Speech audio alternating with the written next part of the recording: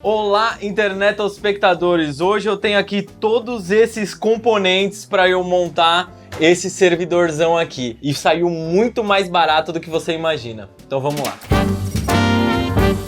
A história é o seguinte, eu precisava montar um servidor novo para armazenar todos os arquivos de mídia que eu vinha produzindo, tipo vídeo, foto, áudio, podcast e tudo mais. Tudo isso que eu venho produzindo custa espaço nos meus HDs. E aí, o que eu fazia? Comprava HDs portáteis desse tipo para armazenar todos esses arquivos. Hoje eu tenho muito mais HDs aqui em casa do que eu gostaria. E claro, fica caótico administrar um monte de equipamentozinho assim pequeno, sem saber o que tem dentro de cada um deles. Então, quando eu procuro alguma coisa, ou quando eu preciso, sei lá, revisitar algum arquivo, eu preciso plugar vários HDs até encontrar aonde estão esses arquivos. Esse servidor, então, vai substituir e resolver todos esses meus problemas com esses HDzinhos aqui. Por isso, eu tenho todos esses HDs aqui e a gente vai montar esse servidor e instalar todos esses HDs aqui nele. Um servidor não é nada mais do que um computador, só que ligado e conectado o tempo todo. Claro que esse meu servidor caseiro aqui não tem a qualidade do que um servidor profissional vai ter, tanto de componentes quanto de qualidade de aplicações, por exemplo. Ele vai ficar aqui dentro da minha casa, eu comprei componentes baratos e muitos deles são usados, mas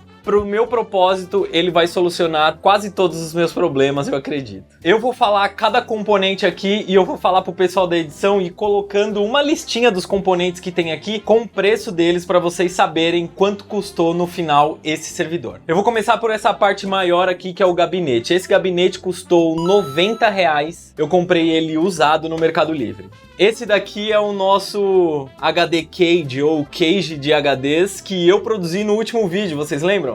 Esse é o HD quebrado que estava naquele último vídeo, não é o HD que eu vou instalar, mas esse HD Cage, as ferramentas e todo o material aqui, eu paguei R$50. Eu comprei no AliExpress um kit que vem placa-mãe, processador e memórias. Então eu tenho aqui um processador, um Xeon, 16 GB de memória, com a placa-mãe saiu R$700. Comprei também essa placa de vídeo usada de 256 megas, custou R$47. Comprei essa controladora SATA para eu conectar no PCI Express, ela custou R$100 e veio já com os cabos SATAs, esses cabos e esses cabos de energia SATA também. Comprei um cooler por R$50. Comprei uma fonte por R$150. Um HD SSD M2, ele vai servir como cache do nosso servidor. 256 GB, ele custou R$350. E por último aqui, talvez a coisa mais importante, são esses HDs. Cada um aqui são 4 HDs de 4 teras e eu paguei R$800 em cada um. Eles são HDs específicos para NAS, ou Network Attached Storage, que é esse tipo de servidor. Então ele é um HD que vai ter mais qualidade em ficar ligado por mais tempo e tendo várias leituras e escritas por mais tempo. Eles são mais caros do que o normal, mas são eles que permitem que servidores desse tipo tenham uma vida longa e próspera. Ó, tirando os HDs, que aí você pode ter 1 ou 10, só de componentes para esse servidor funcionar, eu acho que eu gastei mais ou menos uns R$1.300. Mas vai aparecer o número certo aqui de tudo que eu falei aqui. Os HDs com certeza é a parte mais cara desse servidor aqui, mas eu comecei só com 4 e o meu plano é chegar até 10 HDs aqui. E isso também vai impactar a minha escolha do sistema operacional aqui desse servidor. Bom, é isso, chega de papo, eu vou começar a montar aqui. E aí, para montar o servidor, eu acho muito legal eu explicar. Eu vou começar a montar a placa-mãe, processador, memória e tudo mais aqui na bancada. Depois a gente vai instalar tudo aqui dentro do gabinete. Põe uma música bem legal pra galera ver o time-lapse de eu montando esse servidor.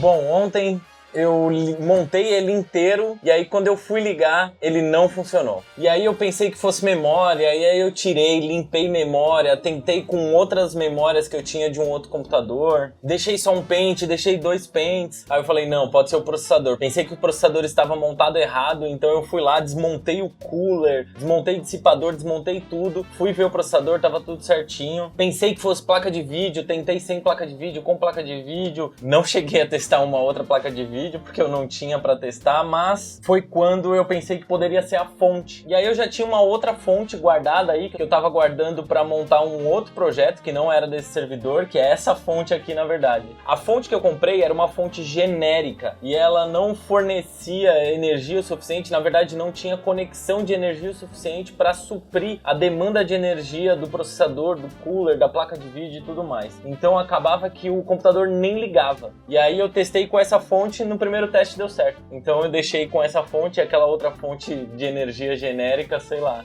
vou vender ela, sei lá, para quem precisa de um computador com pouca energia ou pouca conexão de energia. Enfim, servidor montado, os HDs já estão todos conectados aqui, tudo montadinho, tudo certinho. Bom, eu vou dar uma caminhada com vocês em tudo que está aqui dentro desse servidor, vou explicar qual é a funcionalidade de cada coisa e depois a gente vai conectar ele na rede e testar ele. Na verdade ele já está funcionando, eu já testei, já copiei alguns arquivos para ele, mas eu vou mostrar para vocês como funciona esse sistema operacional que eu estou usando. Bom, sejam bem-vindos ao Miles Davis, vamos conhecer ele por dentro aqui. Essa daqui é a placa-mãe genérica que eu comprei no AliExpress, é um kit que já vem com um processador, um Xeon e 2 pentes de memória de 8 que dão 16 GB. Então aqui fica a placa-mãe, aqui, isso daqui é o cooler com o dissipador, mas o processador tá aqui embaixo, e são 2 pentes de memória aqui, tá vendo? Esses 2 pretinhos aqui são 2 pentes de memória, cada um com 8 GB, então eles ficam com 16 GB. Essa daqui é a fonte, é a central de energia desse servidor, então é aqui que eu tive o problema inicial, e aqui são as 2 conexões de energia. Essa daqui é uma conexão geral de energia para a placa-mãe, então aqui que vai energia para as memórias, para as placas PCI Express, para o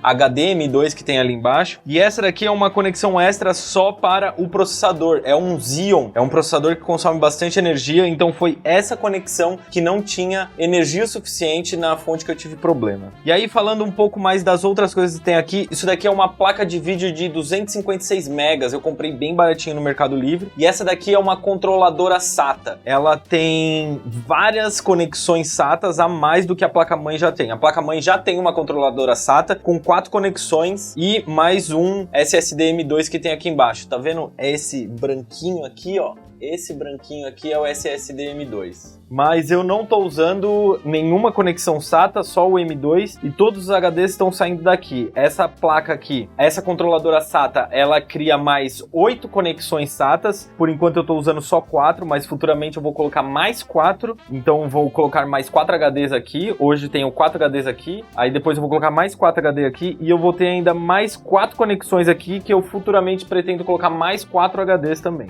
E se um dia eu quiser mais HD ainda, eu ainda tenho uma outra conexão PCI Express livre aqui, que eu poderia usar outra controladora SATA para conectar nele ali, criar mais 8 portas SATAs, ou dependendo de quantas conexões essa controladora vai ter. Bom, é isso aí. Fiz um cable management aqui, mais ou menos, mas tem um fan aqui, ou uma ventoinha, que tira o ar quente de dentro do gabinete. Então o ar entra pela parte frontal, passa aqui pelo dissipador de calor do processador e sai por aqui. Então esse daqui fica o tempo todo puxando o ar para fora. Só que eu tenho um outro fan aqui, ó, eu vou tirar aqui.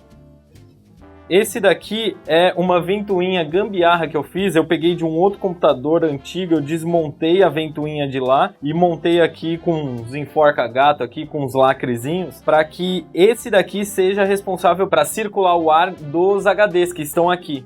Não dá para ver direito os HDs aqui, mas eles estão todos conectados aqui, e a parte frontal aqui do gabinete, ela é uma grade toda aberta. Então esse daqui puxa o ar de fora o ar mais frio para resfriar os HDs. O ar passa por aqui pelo dissipador e sai por aqui. Então a gente cria quase como um túnel de vento aqui, onde o ar entra por aqui, passa e sai aqui. Então essa é uma das gambiarras que temos aqui. Talvez futuramente eu troque essa ventoinha, porque como é de um computador muito antigo, ela já girou muito, então eu até passei um WD e tudo, mas ela tá um pouco barulhenta. Uma outra gambiarra que aconteceu aqui, esse daqui é o cabo do front panel, ou seja, do controle aqui do gabinete, onde tem os botões, os LEDs e tudo mais. Ele é uma conexão proprietária de servidor e tudo, que no caso, essa placa-mãe não é uma placa-mãe de servidor. Então eu tive que fazer umas gambiarras aqui, eu tive que caçar o manual, então eu conectei aqui alguns jumpers aqui para conectar direto na placa-mãe, e aí pelo menos alguns LEDs e o botão, principalmente o botão de ligar, reiniciar e tudo mais, está funcionando. Outra conexão que eu tenho aqui com o front panel é esse outro cabo aqui bege mais claro, que são as USBs lá na frente. E esse daqui é o front panel, com os LEDs, botões e tudo mais. Aqui tá uma gambiarra desgraçada. Por último,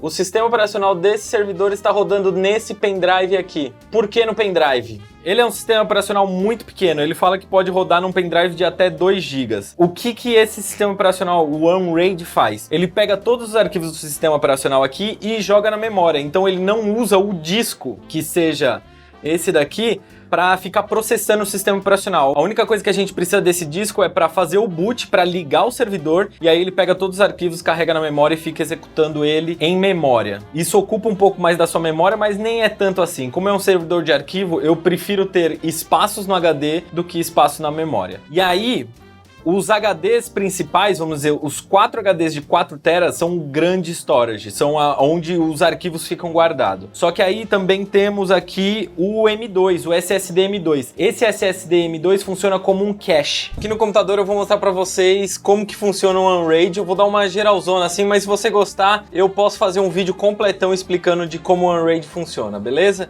Então vamos lá. Logo quando a gente abre, a gente tem esse dashboard. Aqui na esquerda a gente vê todo o hardware do computador, então vai ver placa-mãe, processador, memória, rede e tudo mais. Aqui no meio são as aplicações que esse servidor está rodando. Então tem desde containers de Docker, máquinas virtuais, eu não tenho nenhuma aqui, e os shares. Os shares são como se fossem pastas compartilhadas na sua rede. Então a gente tem aqui todos esses discos, eles trabalham todos juntos em um array, mas para que você separe eles, você precisa criar esses shares que vão ser pastas na sua rede compartilhada. E por último aqui, né, nessa coluna do meio tem os usuários. Eu só tenho o meu usuário e o root, né, que vamos dizer, o administrador aqui do servidor. E aqui por último é a situação de todos os meus discos. Então aqui em cima tem a paridade, que esse é o algoritmo que ele usa para que todos os dados não sejam perdidos se um dos HDs der problema. E aqui também tem o array, que são os discos que estão trabalhando juntos para criar esse servidor de arquivos. Então eu tenho 4 discos, sendo que um é de paridade. Aqui ele mostra, tá vendo, ó? Paridade mais 3 discos, e aqui mostra a utilização de cada um e tal. E por último tem o SSD M2 de cache, então ele fala o quanto eu estou utilizando, e aqui ele mostra tanto a situação de cada um, se está ativo, se não está, a temperatura e tudo mais. Aqui eu consigo ver mais detalhado o meu array de discos, então aqui estão todos eles e a utilização, eu consigo até navegar nas pastas aqui, então eu venho aqui em backups e tudo, tá vendo?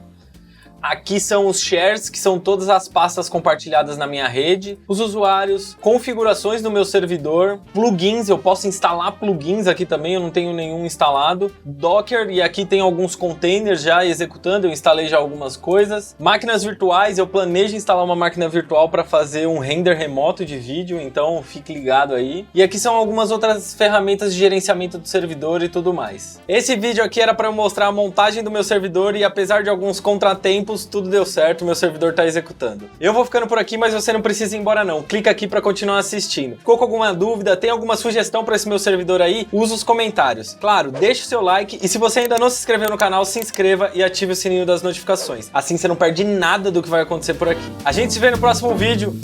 Tchau!